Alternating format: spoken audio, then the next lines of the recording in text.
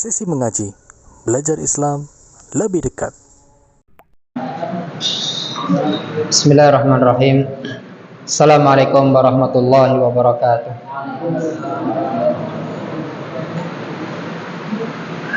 Innal hamdalillah nahmaduhu wa nasta'inuhu wa nastaghfiruh wa na'udzu billahi min syururi anfusina wa min sayyiati a'malina. Man yahdihillahu fala mudhillalah wa man yudlil fala hadiyalah. Asyhadu an la ilaha illallah wahdahu la syarikalah wa asyhadu anna Muhammadan abduhu wa rasuluh. Allahumma shalli wa sallim ala nabiyyina Muhammad wa ala alihi wa ashabihi wa man tabi'ahum bisanin ila yaumiddin, amma ba'd. Bapak Ibu yang dimuliakan Allah Subhanahu wa taala, puji dan syukur kita panjatkan kepada Allah Tabaraka wa taala yang telah memberikan kita kenikmatan, yang telah memberikan kita rezeki, dan yang telah mengatur kehidupan kita. Maka marilah kita tingkatkan ketakwaan kita, ilmu kita, iman kita, dan juga ibadah kita, agar kita termasuk hamba-hamba Allah yang dicintai dan diridhai oleh Allah Subhanahu wa taala. Alhamdulillah, pada malam hari ini saya ingin membacakan isi dari kitab Minhajul Muslim yang ditulis oleh Syekh Abu Bakar Jabir Al-Jazairi. Kita masuki kepada bab yang berikutnya setelah kita membahas tentang masalah khuf, ya, yaitu mengusap sepatu. Kita kembali kepada pelajaran fikih. Kalau kemarin kita membahas tentang adab-adab kepada Al-Quran, bagaimana seorang muslim itu bersikap kepada Al-Quran.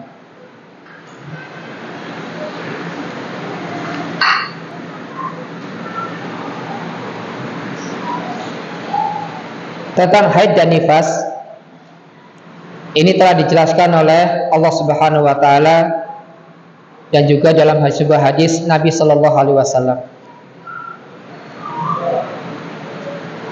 Ada seorang kiai, bahkan diulamakan, dia mengatakan Al-Quran itu apa? Porno, jorok. Kenapa jorok? Karena dalam Al-Quran menerangkan tentang masalah haid dan nifas. Ini ya menurut saya ucapan yang sangat tidak pantas diucapkan oleh orang yang disebut sebagai ulama. Karena ulama itu ada dua macam. Ada ulama yang buruk, ada ulama yang baik. Tidak setiap ulama dia berada dalam kebenaran ketika salah dalam mengambil ilmu. Dan ulama yang benar ditimbang dari Al-Quran dan hadis, ya. Bukan dengan pendapat orang, tapi ditimbang dengan Al-Quran dan hadis. Maka Nabi SAW menceritakan tentang tanda-tanda kiamat. Salah satunya banyaknya ulama-ulama yang buruk, mengajak umat seolah-olah kepada kebaikan, seolah-olah kepada jalan yang benar. Ketika ditimbang oleh Al-Quran dan Sunnah dengan hadis, ternyata dia mengajak kepada sesuatu yang tidak pernah diajarkan oleh Allah dan Rasulnya. Menyangka yang diajarkan itu adalah benar, padahal ditimbang dengan Al-Quran dan hadis, dia mengajak kepada kesesatan. Ini Nabi SAW yang menceritakan tentang akhir zaman. Ya. Dan kita kembali kepada hukum haid dan nifas. Ini berkenaan dengan para wanita. Yang laki-laki terbebas dari hal ini, tetapi wajib untuk belajar mengilmui tentang masalah haid dan nifas. Kenapa? Karena bagi kita laki-laki yang Allah karuniai anak perempuan, kita ajarkan kepada anak kita tentang masalah haid. Dan ketika dia haid, apa yang harus dia lakukan ketika haidnya berhenti? Ini perlu adanya pengajaran. Dan tidak setiap orang mengerti tentang masalah hukum haid dan nifas. Ya, bukan berarti saya di sini sangat paham, enggak. Tapi sekedar ingin sedikit menjelaskan tentang ilmu yang berkaitan dengan haid dan nifas. Ada seorang wanita yang dia intinya sih malas sholat. Ketika diingatkan, sholat, maaf lagi haid, ya udah kita maklumi. Haidnya berhenti, tanya, ya, ngikatin sholat, ayo sholat. Aduh maaf ini, sekarang haidnya udah selesai. Sekarang alasannya yang lain. Jadi orang itu kalau malas sholat itu banyak alasan. Seperti anak kita suruh ngaji, kalau sudah malas banyak alasan. Ngantuk, ya, lapar. Ya, seperti anak saya sendiri suruh ngaji, lapar. Ya. Tapi udah dihidangkan nggak makan-makan. Ya, repot. Nah, banyak alasan-alasan. Begitu juga kita belajar. Begitu juga dengan kita mempelajari agama. Jangan sampai kita punya alasan-alasan yang tidak dibenarkan. Sibuk boleh-boleh saja, tapi luangkan waktu untuk belajar.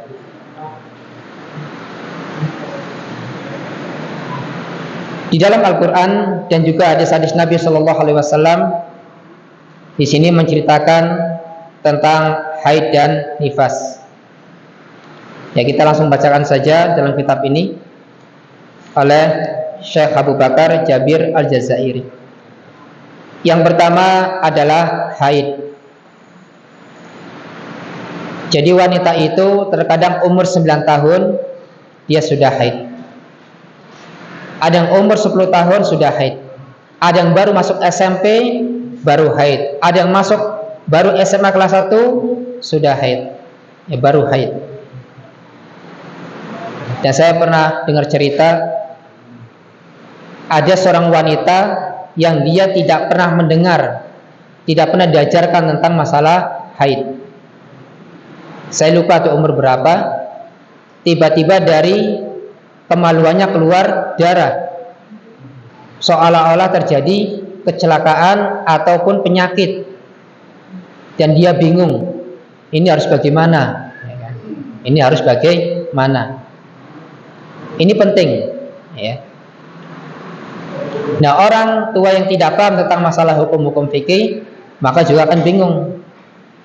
Mungkin di antara wanita ada yang ketika haid ngerti haid, tetapi ketika haid selesai dia tidak tahu bahwasanya setelah haid selesai ada yang namanya mandi wajib. Ya, kalau kita bahasakan mandi besar. Ya, kalau mandi besar itu dulu pikiran saya, mandi besar itu ya pakai kolam gede, ya, bak besar, kemudian mandi di situ. Itu mandi besar. Itu pikiran saya waktu dulu. Ternyata tidak seperti itu. Di sini dijelaskan dalam kitab ini tentang haid. Dan juga ada beberapa istri Nabi Shallallahu Alaihi Wasallam yang mengalami haid dan juga wanita-wanita yang lain. Di sini jelaskan haid adalah darah yang dikeluarkan dari rahim seorang wanita ketika mencapai usia balik. Jadi darah yang keluar dari rahim seorang wanita ketika mencapai masa balik, atau kita katakan bulug. Balik, bulug, bukan pakai K ya, pakai G. Kalau balik itu pulang, kalau balik dewasa. Dan terkadang haid ini datang kepada seorang wanita, tidak tahu kapan haid ini datang, ketika umur berapa haid itu akan mendatangi seorang wanita. Bahasa wanitanya adalah kedatangan tamu, tamu yang tiba-tiba. Tapi ada orang yang dia itu haidnya tidak rutin, ya. Ada juga yang rutin sehingga dia memperkirakan nanti mungkin tanggal sekian akan mengalami haid. Bahkan ketika mau datang haid, ada yang perutnya sakit, ada yang badannya tidak enak. Betul nggak Pak? Nggak tahu ya, nggak merasakan kok. Tanya sama yang perempuan. Ada yang mulai dengan terasa badan nggak enak atau perutnya itu nggak enak, ya, sakit dan macam-macam.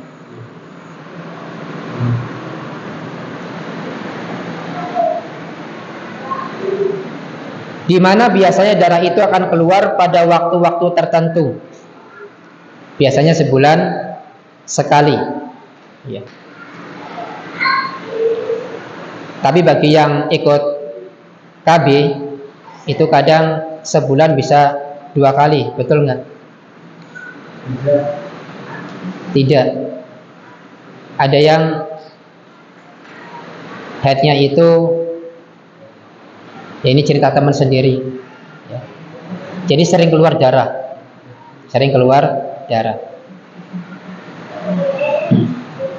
Ada yang pakai pil, ada yang pakai suntik, ada juga pakai apa namanya di sini ya, yang dimasukkan ke sini. Apa Pak? Spiral, ya. Iya. Jangan-jangan spiral bapaknya. Ya. Pada waktu-waktu tertentu dengan hikmah mencegah dan mengendalikan kelahiran anak. Jadi ketika haid, ada yang sudah telat nih, kok belum sebenarnya waktunya haid, tapi kok dia nggak haid, ya. Jadi ketika haid, tujuan dari hikmahnya haid itu adalah mencegah dan juga mengendalikan kelahiran anak, ya, hamil.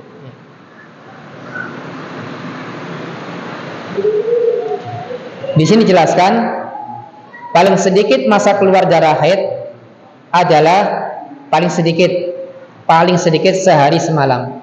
Itu paling sedikit. Darah haid itu keluar paling sedikit sehari semalam, berarti 24 jam, paling sedikit. Tapi kondisi ini sangat jarang bagi seorang wanita. Dan rata-rata haid itu dialami antara 6 hari atau 7 hari. Itu biasanya wanita mengalami haid 6 sampai 7 hari, berarti 1 pekan. Di dalam kitab ini dijelaskan paling lama-lamanya itu sampai 15 hari. 15 hari. Itu kata Syekh Abu Bakar Jabir Al-Jazairi. Paling lama-lamanya 15 hari. Adapun lebih dari 15 hari, itu bisa dihitung bukan darah haid, tapi darah istihadah, darah penyakit. Kalau darah penyakit, berarti seseorang masih diwajibkan sholat, masih diwajibkan puasa, dan dia boleh berhubungan badan. Tapi kalau haid dan nifas, wanita tinggalkan sholat, tinggalkan puasa, tidak boleh berhubungan badan, dan dia boleh bercumbu dengan istrinya, tapi jangan sampai memasukkan timba ke dalam sumur, ya, tidak boleh. Karena istri Nabi SAW ketika haid dan Nabi mencumbui, itu ditutup dengan kain, ya, dengan kain. Tapi dulu sempat ada berita seorang wanita baru melahirkan, baru beberapa hari, kemudian suaminya ingin mengajak berhubungan badan. Wanitanya menolak. Dalam kondisi seperti ini boleh nggak wanita menolak? Wajib. Bukan boleh Pak, wajib. Iya. Tidak dituruti, ternyata kalau tidak salah disiram dengan air panas mukanya wanitanya. Ya kurang lebih itu berita sudah berapa tahun, sudah lama ya. Sampai ininya melepuh ya. Kemudian dibawa ke rumah sakit. Jadi bapak-bapak sabar ya, sabar. Apalagi yang pengantin baru ya. Ketika ya banyak kejadian pengantin baru, perempuannya haid ya. Sabar 1 minggu ya.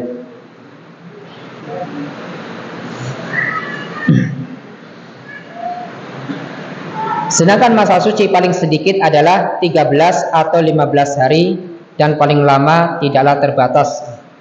Ada yang mengatakan sampai 23 atau 24 hari ya. Tapi dalam buku fikih yang lain itu paling maksimal 15 hari masa haid. Lebih dari itu darah istihadah ya, karena darah wanita itu terbagi menjadi 3 ya, darah haid, darah nifas, darah istihadah.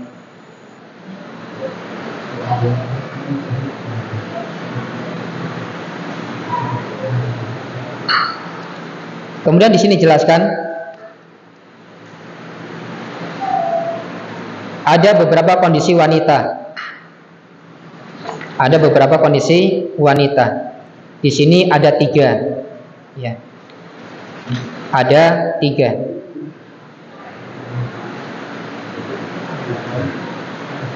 Di mana masing-masing diberlakukan ketentuan hukum-hukum tersendiri. Yang pertama wanita pemula, maksudnya pemula masa haid. Ada yang pemula, kemudian ada yang sudah terbiasa ya.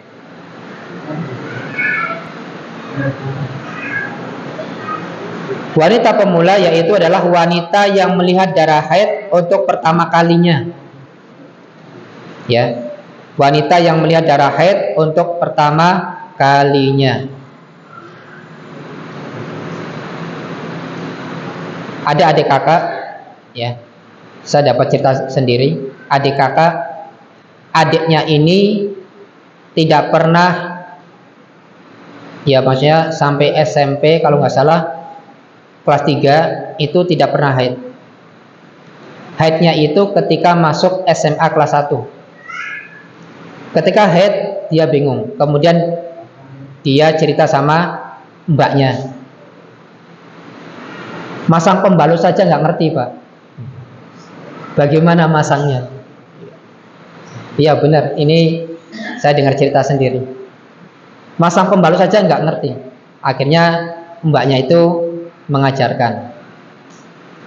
Ya, ini penting.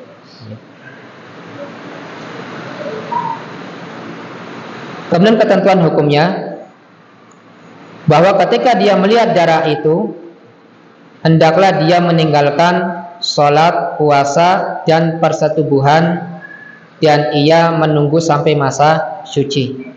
Karena mungkin di antara wanita ada yang tidak tahu, ketika darah haid itu datang, ada sebagian mereka yang masih sholat, masih puasa, mungkin karena nggak ngerti. Ini bisa jadi ya, dan mungkin bahkan terjadi tapi jarang ya, tidak ngerti, taunya dia mengerjakan sholat. Dan kalau sholat itu tidak ada mengqadha, tapi kalau puasa ada mengqadha, mengganti. Dan saya dengar penjelasan dari seorang ustadz tentang wanita. Jadi dalam sholat itu bagi wanita ada qadha sholat. Contohnya, kalau wanita itu berarti tidak ada mengqadha atau mengganti sholat. Tapi ketika 12:30 atau sudah masuk waktu sholat, kemudian ketika dia mau wudhu tiba-tiba haid, tapi sudah masuk waktu sholat, misalkan duhur 12:30 misalkan, wanita mau sholat duhur tiba-tiba haid, maka kata pendapat ulama dia wajib mengqadha sholat, mengganti sholat duhur, karena haidnya itu terjadi ketika sudah masuk waktu sholat. Ketika dia sudah suci dari haidnya, maka sholat duhurnya 2 kali. 2 kali. Sholat duhur selesai, kemudian sholat duhur lagi untuk mengganti yang dulu. Paham Pak ya? Iya. Kalau bapak-bapak aman insyaallah.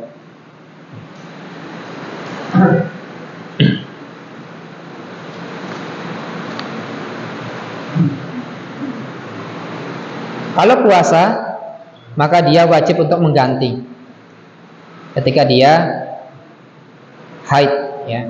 Tentunya ini mengganti ketika di bulan Ramadan dia mengalami masa haid.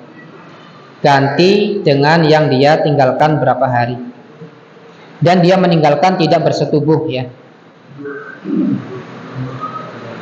sampai menunggu masa suci selesai, ya. Jadi dia mandi, ketika sudah mandi baru dia boleh untuk bersetubuh dengan pasangannya, dia sholat, dia puasa, ya. Dan orang haid juga dibolehkan untuk membaca Al-Quran dengan syarat dia berwudu terlebih dahulu, kemudian memakai sarung tangan, dan dia boleh untuk memegang Al-Quran dan membaca Al-Quran. Dan juga bagi wanita haid boleh juga mendatangi masjid untuk mendengarkan kajian-kajian.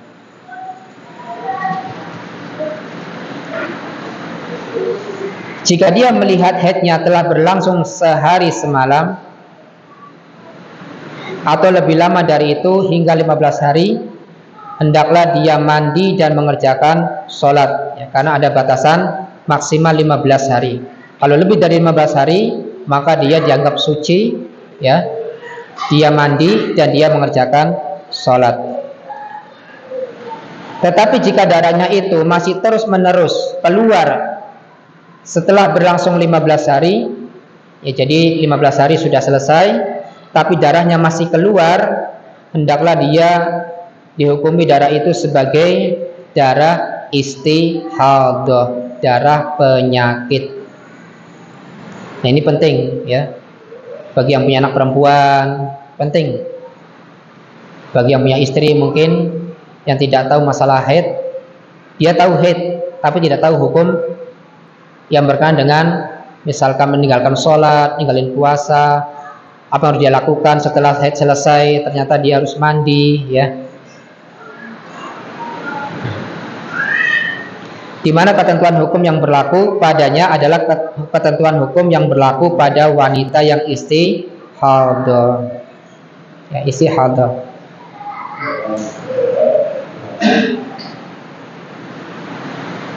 Masya Allah nih, ya. Jadi agama Islam itu mengatur tentang kehidupan manusia, sangat mengatur. Dalam masalah berpakaian Islam mengatur. Dalam hal-hal berkenaan dengan dirinya Islam mengatur. Dalam bertetangga Islam mengatur.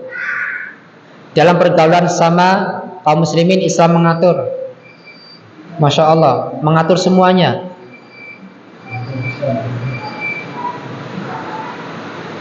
Sudah masuk Isya.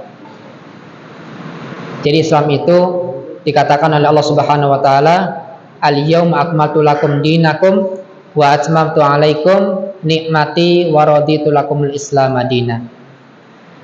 Pada hari ini telah aku sempurnakan bagimu agamamu dan telah kucukupkan nikmatku atasmu dan telah kuridai Islam itu sebagai agamamu. Masya Allah, sempurna sudah. Tinggal belajar, laksanakan.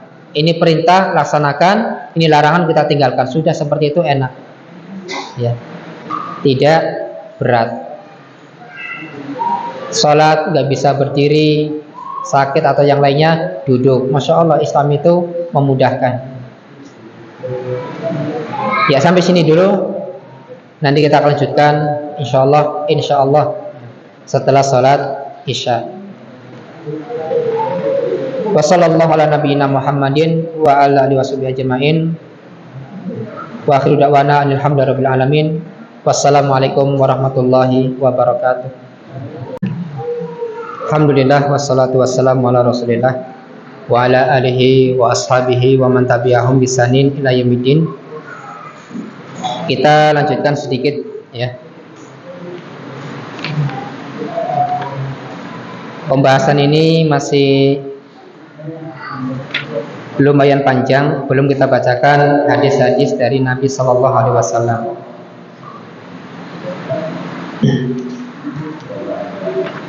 Kemudian kondisi yang kedua,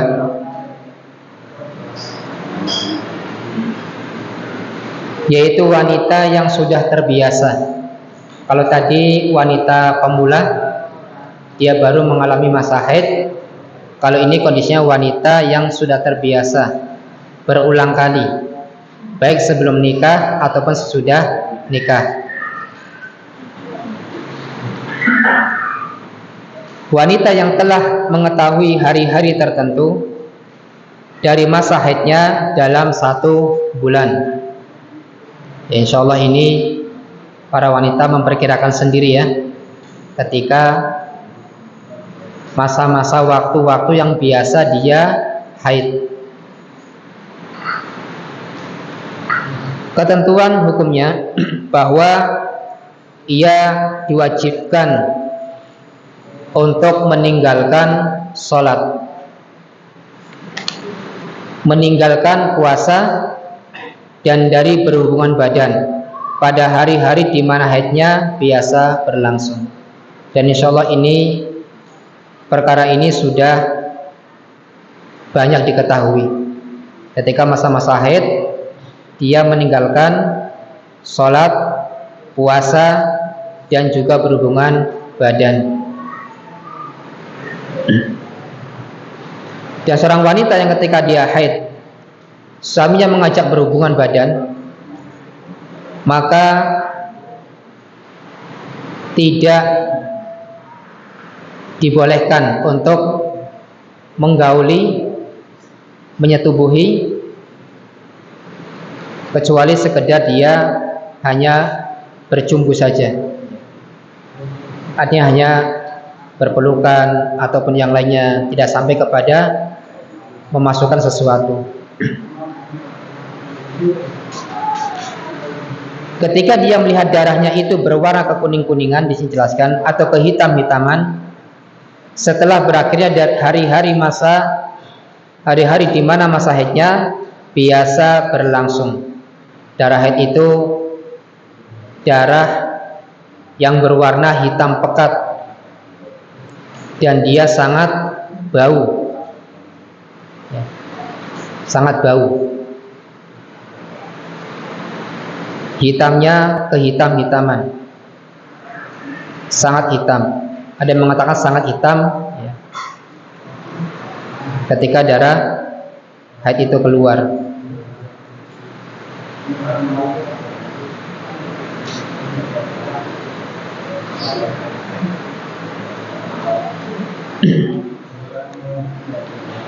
Berdasarkan keterangan dari Ummu Atiyah radhiyallahu anha, kata Ummu Atiyah di sini mengatakan, kami tidak menganggap darah yang berwarna kekuning-kuningan atau kehitam-hitaman setelah suci sebagai sesuatu yang perlu dipedulikan. Hadis ini diriwayatkan oleh Imam Al-Bukhari. Ya. Tetapi jika di tengah-tengah kebiasaan masa berlangsung haidnya, ia melihat darahnya tampak berwarna kekuning-kuningan atau kehitam-hitaman, maka darah tersebut dihukumi sebagai dengan darah haid, sehingga dia tidak perlu mandi, tidak wajib sholat, dan tidak wajib puasa. Artinya ketika darah haid itu datang, silakan kalau dia mau mandi, kalau tidak ya nggak masalah. Tapi ketika darah haid itu berhenti, maka dia wajib untuk mandi. Kemudian yang ketiga, jenis wanita yang ketiga, kalau tadi darah wanita yang baru pemula, ini darah wanita yang sudah terbiasa. Yaitu yang ketiga, wanita yang istihadah. Wanita yang istihadah. Kalau dalam buku fikih yang lain, ya, seorang wanita yang sedang istihadah itu dia disunahkan untuk mandi, ya, ketika mau mengerjakan sholat. Tentunya setelah mandi dia nanti, ya, berwudu.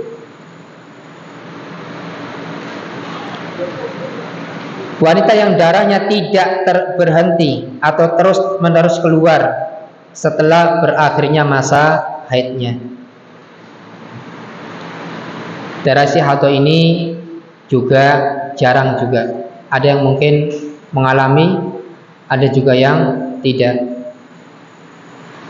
Ya, dengan mengetahui dari darah-darah seperti ini, wanita bisa mengetahui ini darah haid warnanya apa, darah istihadah warnanya apa, karena berbeda warna darah haid dengan darah istihadah, ya. Sehingga dia ketika mendapati darah istihadah mengetahui masih wajib sholat, bukan dihukumi darah haid terus. Karena mungkin ada sebagian wanita yang tidak mengerti tentang darah istihadah, taunya kalau keluar ya darah haid. Nanti pada berikutnya akan dijelaskan tentang darah nifas, ya. Jadi darah nifas ini ada darah yang keluar ketika seorang wanita melahirkan anak.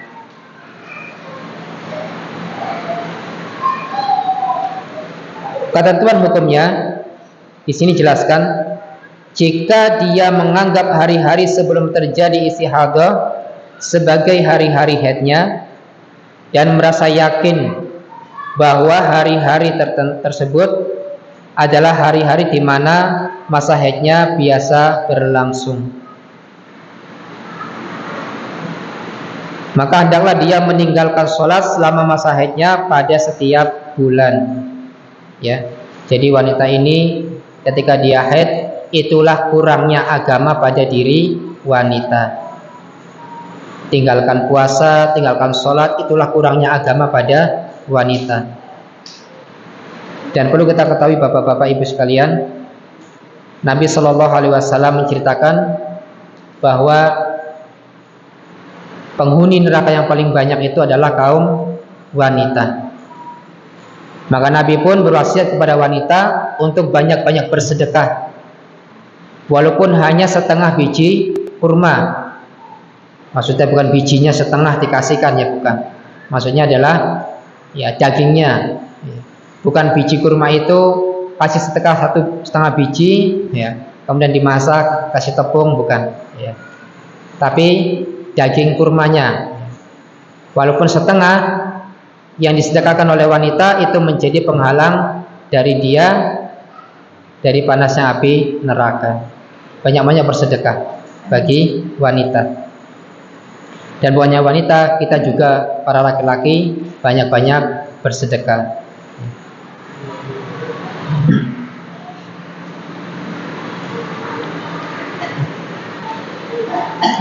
Kemudian setelah masa haidnya itu berakhir, hendaklah dia mandi. Insya Allah ini sudah diulang-ulang, ya. Setelah berakhir masa haidnya dia mandi. Kemudian ketika datang waktu sholat dia sholat. Dan dia ketika Ramadan dia berpuasa. Dan ketika di siang hari mau di malam hari setelah subuh atau kapanpun, ya dia boleh berhubungan badan. Dan wanita tidak boleh menolak ketika suaminya pengenan. Ya. Ya. Tidak boleh menolak. Bahkan Nabi SAW memerintahkan walaupun ya sedang masak tempe, ya, dia harus matikan kompornya ketika suaminya narik-narik nasi kode, ya, atau dijawil-jawil, atau kedip-kedip, ya, nasi kode. Oh, ngerti kemauan suaminya, maka dia matikan kompornya. Itu wanita yang soleha. Bukan mas nanti tempenya gosong, matikan dulu, ya, matikan dulu. Gampang nanti lanjut lagi masaknya. Kalau sudah pengen-pengenan selesai, ya, sabar. Ternyata prakteknya sangat berat. Bentar sih mas, lagi masak ini. Ya, berat ya, berat. Bahkan Nabi SAW mengatakan dalam sebuah hadisnya, ketika wanita itu diajak oleh suaminya dan dia menolak, tidak mau, padahal tidak ada udzur, maka dia dilaknat oleh malaikat sampai waktu pagi, ketika di malam hari. Ketika di malam hari suaminya minta, pengen dilayani, istrinya menolak, maka malaikat melaknat sampai pagi. Itu kalau suami dalam keadaan marah, tidak memaafkan. Tapi kalau suaminya sabar, memaafkan, hukum laknat ini terhapus, hilang. Itu kalau suaminya memaafkan. Itu kalau suaminya mungkin di luar lihat cewek-cewek cantik, ya, akhirnya kemudian datang ke istrinya minta dilayani, istrinya nggak melayani, maka malaikat bisa melaknatnya. Ya, melaknat, dijauhkan dari keberkahan.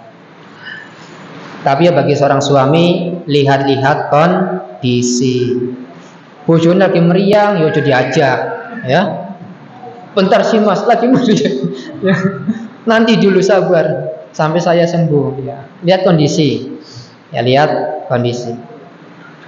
Nah, agar dia bisa melayani, kasih jamu biar sehat cepetan, ya. Kasih madu, jahe, ya, campur susu, ya, temulawak, kasih micin. Ya.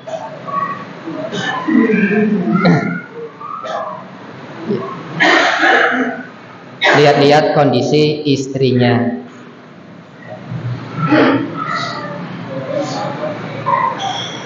Padahal seorang istri itu untuk masuk surga itu sangat gampang dengan memenuhi 4 syarat. Kata Nabi SAW, apabila wanita itu sholat 5 waktu, berpuasa pada bulan Ramadan, menjaga dirinya, kehormatannya, ya, dan dia taat kepada suaminya, maka dia dipilih untuk masuk surga dari pintu mana saja yang dia inginkan. Masya Allah nih. Mungkin yang pertama menunaikan sholat 5 waktu bisa, ya, langsung semangat ya. Ketika dia Ramadan mungkin dia bisa menjaga kehormatan dirinya, mungkin bisa. Tapi untuk taat kepada suaminya susah. Uangnya nemen. Ya. Hanya sekedar bikinin teh, bikinin kopi, mas aja di dapur tuh, tinggal bikin sendiri. Nah, bikin sendiri. Padahal hal yang sepele. Ya, memang dirasakan oleh kaum wanita itu untuk taat kepada suami sesuatu yang sangat berat. Tapi mudah-mudahan para wanita bisa taat kepada suaminya, biar nanti masuk surga dari pintu mana saja yang dia inginkan. Enak, banyak pintu surga, silakan pilih mau pintu mana saja. Bukan Doraemon ya, pintu mana saja. Maksudnya silakan untuk memilihnya. Kemudian jika masa haidnya tidak teratur, nah ini karena ada seorang wanita yang masa haidnya tidak teratur, atau teratur hanya saja ia lupa masa berlangsungnya atau jumlah harinya, dan dia dapat membedakan sebagian dari warna darahnya. Terkadang darahnya berwarna hitam, serta terkadang berwarna merah. Selama darah hitam itu keluar, hendaklah dia berdiam diri. Lalu setelah darah hitam itu berhenti, hendaklah dia mandi dan mengerjakan sholat. Selama keluarnya itu tidak lebih dari 15 hari. Kadang-kadang tidak teratur ya. Warna hitam pekat, warna kemerahan. Dan seorang wanita, anak-anak, dia mungkin saja bertanya kepada ibunya tentang masalah berkaitan dengan haid. Jika darahnya tidak dapat dibedakan antara darah warna hitam dan warna lainnya, hendaklah dia berdiam diri pada tiap-tiap bulan menurut ukuran kebanyakan masa haid. Jadi antara 6 sampai 7 hari. Setelah itu dia mandi dan sholat. Ini diulang-ulang ya, terus ulang-ulang. Belum kita sebutkan tentang hadis-hadis Nabi SAW yang berkenaan dengan para wanita di masa Nabi yang mengalami masa haid, dan juga pernah terjadi di masa Nabi SAW wanita yang mengalami darah istihadah. Bagi wanita yang menderita istihadah, bahwa selama masa istihadahnya hendaklah dia berwudu pada tiap-tiap sholat dan memakai sesuatu yang menahan darah itu keluar. Ya terserah mau pakai apa ya. Ini darah istihadah. Dia melakukan sholat meskipun darahnya itu terus menerus keluar, enggak apa-apa. Bagi wanita yang mengalami darah istihadah, dia berwudu ketika mau sholat, kemudian dia memakai sesuatu yang bisa menahan agar darah itu tidak menetes, ya.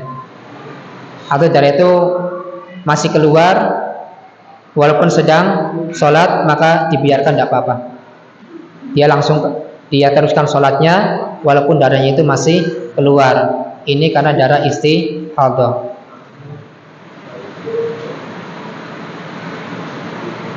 Dan di sini dijelaskan kalau bisa bagi wanita yang istihadah karena keluar darahnya itu tidak berhubungan badan terlebih dahulu, ya, kecuali mungkin dalam kondisi-kondisi yang darurat, ya, suaminya sudah memuncak, ya, sudah mancal-mancal kaki istrinya, ya, maka kondisi seperti ini hendaklah dia membersihkan ininya terlebih dahulu, baru setelah itu melayani suaminya. Mungkin ini saja yang bisa saya sampaikan. Insya Allah akan kita lanjutkan pada pertemuan yang akan datang. Mungkin masih berkenaan dengan darah haid dan darah nifas pada waktu mendatang.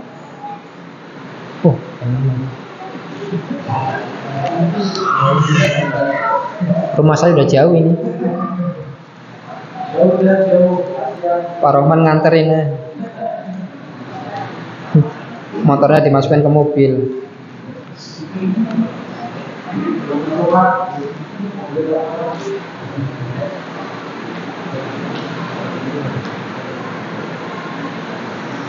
Waduh, pertanyaannya lumayan berat ini.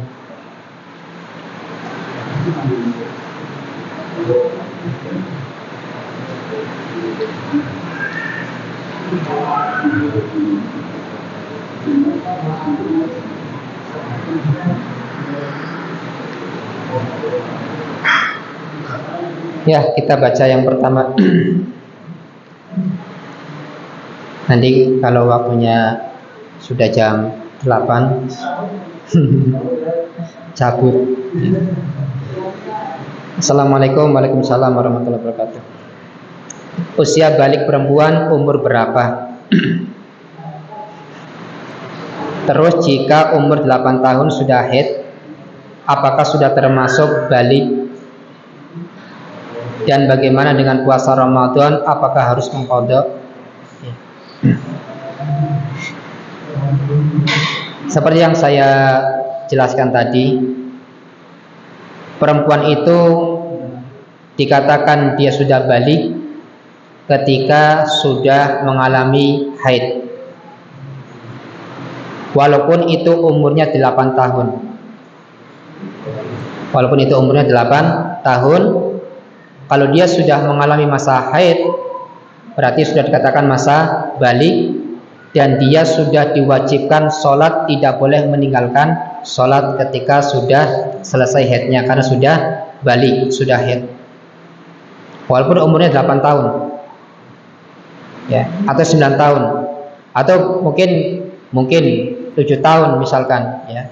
Kalau sudah haid berarti sudah balik, sudah dewasa, dikatakan balik. Maka dia sudah terkena kewajiban untuk wajib tidak meninggalkan sholat. Dan dia wajib ketika Ramadan berpuasa tidak boleh bolong, kecuali kalau haid di masa Ramadan. Lalu bagaimana dengan mengqadha puasanya? Kalau dia dia belum haid tapi datang Ramadan, belum haid nih, kemudian datang Ramadan, kemudian Ramadan selesai, setelah Ramadan itu kemudian dia misalkan haid, apakah mengqadha yang tadi?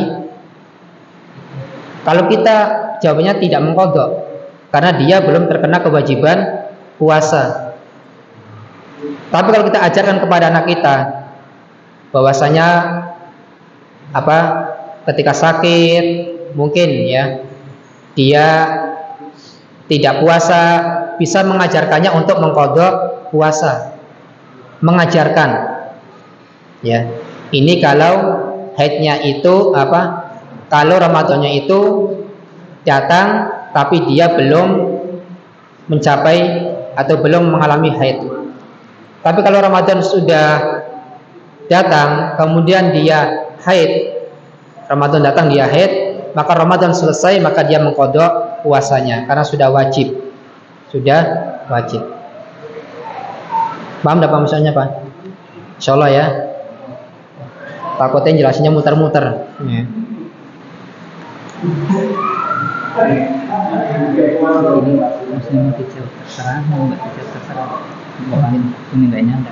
Oke, siap.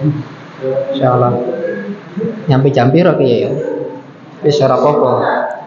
Sampai subuh enggak apa-apa. Yang penting minumannya susu jahe ya. Enggak apa-apa. Ada.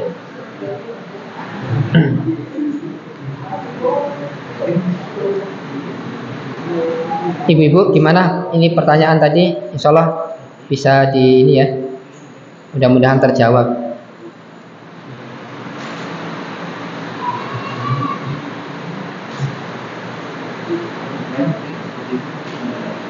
Assalamualaikum warahmatullahi wabarakatuh. Bagaimana jika saya sedang menunaikan sholat tiba-tiba keluar, tetapi saya tidak tahu itu darah haid apa keputihan? Terus sholat saya dilanjutkan atau dibatalkan? Bagaimana jika dibatalkan? Apakah saya berdosa?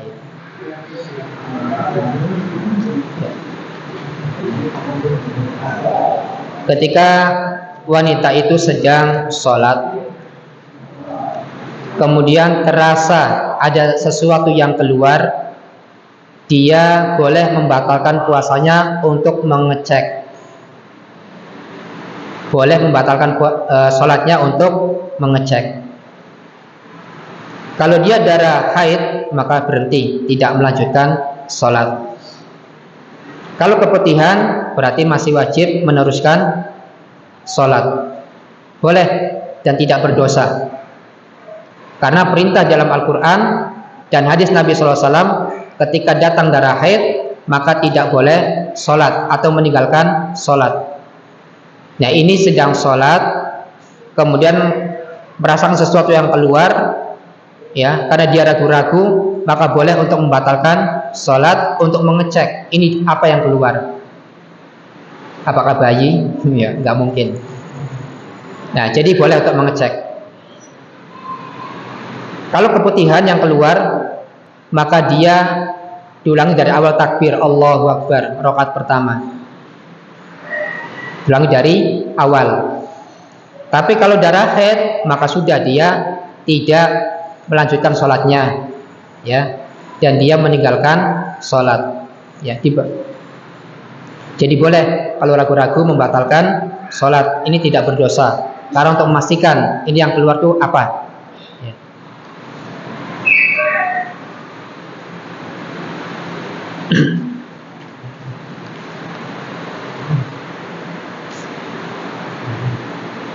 Ya. Assalamualaikum warahmatullahi wabarakatuh. Masya Allah nih, saya baca pertanyaan ini banyak didoakan oleh ibu-ibu, ya. Ya kan, assalamualaikum, waalaikumsalam, alhamdulillah. Bagaimana cara mengetahui darah istihadah? Darah istihadah itu darah yang tidak berwarna hitam pekat. Jadi kalau ibu-ibu biasa darah haid, maka dicek darahnya. Oh, darah haid seperti ini. Tapi ketika berkelanjutan, kok darahnya beda dengan darah haid biasanya. Ya, pokoknya intinya warna darahnya berbeda. Tidak hitam pekat seperti darah haid, ya. Maka ini bisa dihukumi dengan darah istihadah.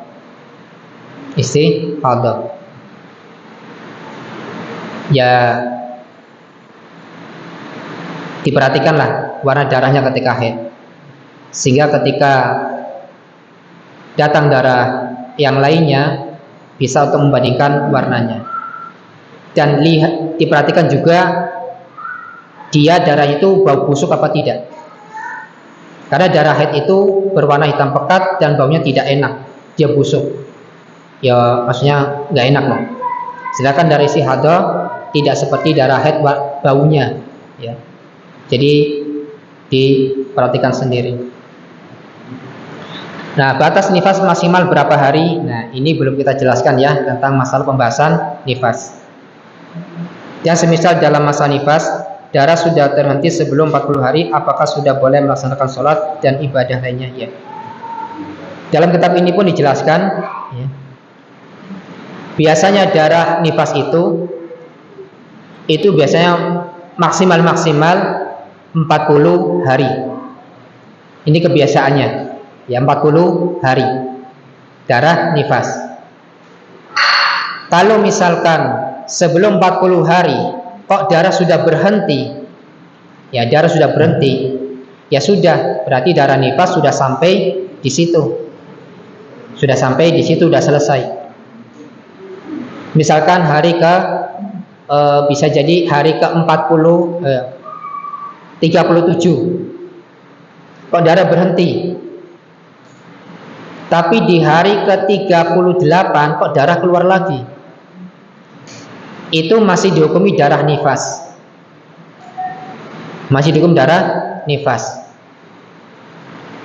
Ya.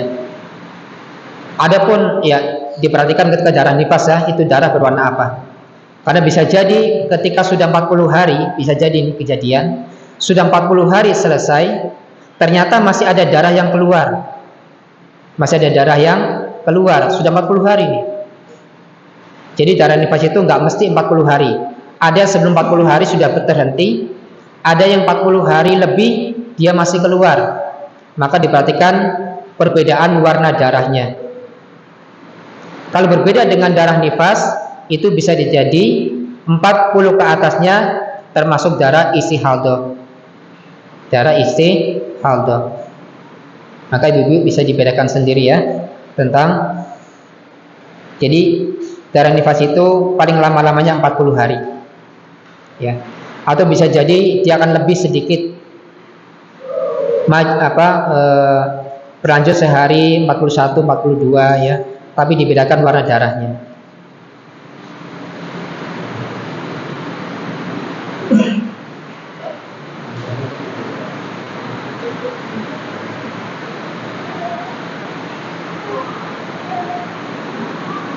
Ya, jadi sebelum 40 hari itu darah sudah terhenti, dikira sudah bersih, ya, maka dia mandi wajib ya. Kemudian ketika datang waktu sholat dia melaksanakan sholat, dan boleh melakukan ibadah-ibadah yang lainnya, ya.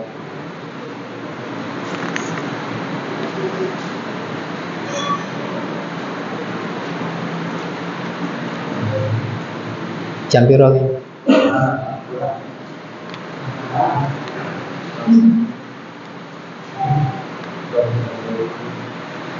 Pertanyaan-pertanyaan yang belum saya jawab, insya Allah nanti akan saya jawab mungkin pada pertemuan yang akan datang, ya, episode yang akan datang. Ya, sudah jam 8, mungkin nyampe rumah setengah 10. Demikian Bapak Ibu sekalian yang bisa saya sampaikan, dan pertanyaan yang bisa saya jawab. Insya Allah jangan khawatir, pertanyaan yang belum saya jawab akan saya jawab pada pertemuan berikutnya sesuai dengan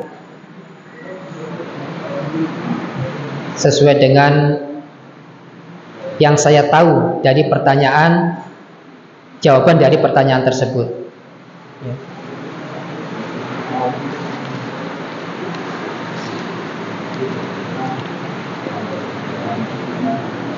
Semoga Allah Subhanahu wa taala senantiasa merahmati kita semua, dan semoga Allah Subhanahu wa taala menjadikan kita orang-orang yang soleh dan soleha, dan semoga kita semuanya menjadi ahlul jannah tanpa hisab dan tanpa adab, dan semoga Allah Subhanahu wa taala selalu membimbing kita dalam kebaikan dan dijauhkan kita semua dari keburukan.